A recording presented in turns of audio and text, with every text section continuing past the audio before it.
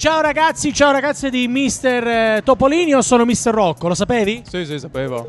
Ovviamente. Tu sei l'aspirante Mister numero? 35. Numero 35, quanti anni hai? 21. 21 anni, nome e cognome? Fabrizio Peric. Fabrizio. Yes. Ok, allora Fabrizio, tu sai come funziona l'intervista, no? Ma circa, dai. Che dobbiamo farci conoscere dal popolo di Mister Topolini, ma soprattutto alle donne che seguono Mister Topolini. Ok. Quindi raccontiamo un po' di te, cosa fai? Studi, lavori? No, lavoro in fabbrica La Cifra. Ho capito, guarda un po' ogni tanto anche la telecamera così ti si vede negli occhi. Lavori in fabbrica. Mi metto in soggezione, no? La telecamera o io? No, la telecamera. Telecamera.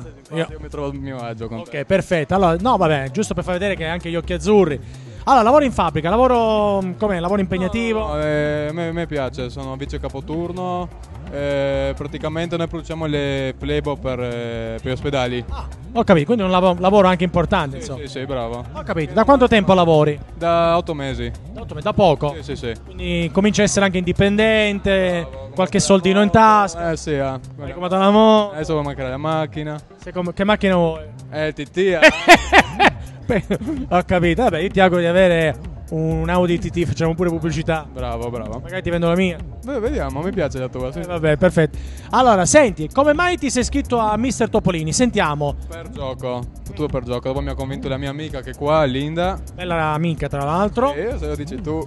È una bella amica, ma tu sei fidanzato o sei single? No, single.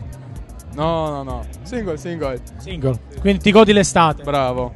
Il tuo sogno nel cassetto? Non so. Niente, non è proprio niente. Viviamo la giornata. Beh, questo non è neanche sbagliato pensarla così. Vabbè, allora, senti, ben arrivato. Grazie.